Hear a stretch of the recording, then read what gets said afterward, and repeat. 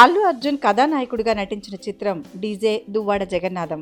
పూజా హెగ్డే కథానాయిక, హరీష్ శంకర్ దర్శకుడు. శుక్రవారం ప్రేక్షకుల ముందుకొచ్చిన ఈ చిత్రం బాక్సాఫీస్ వద్ద ఘన విజయాన్ని అందుకుంది. 2 విభిన్న పాత్రల్లో అల్లు అర్జున్ నటన అభిమానులను విశేషంగా ఆకట్టుకుంది. అయితే డీజే కూడా పైరసీ భూతం బారిన పడింది. దీంతో పైరసీకి పాల్పడిన వారిపై చర్యలకు చిత్ర బృందం ఉపక్రమించింది. ఈ సందర్భంగా దర్శకుడు హరీష్ శంకర్ ట్విట్టర్ ద్వారా స్పందించారు. డీజేను పైరసీ చేసి సోషల్ మీడియాలో అప్లోడ్ చేసిన వారి పేర్లు, గుర్తింపులు, ఐపీ అడ్రస్లను గుర్తిస్తున్నాం. వారిపై కఠిన చర్యలు తప్పవు.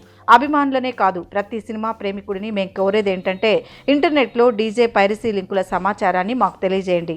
మీ సహకారానికి మరోసారి కృతజ్ఞతలు. పైరసీ లింకులను గుర్తించడంలో సహకరించిన మహేష్ బాబు, ఎన్టీఆర్ అభిమానులకు ప్రత్యేక ధన్యవాదాలని ట్విట్టర్ వేదికగా పేర్కొన్నారు.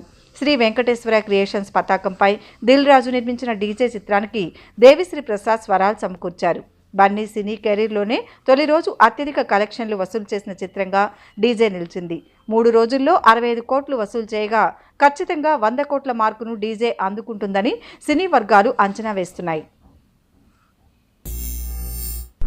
Thanks for watching. For more interesting updates, don't forget to subscribe Filmy Looks.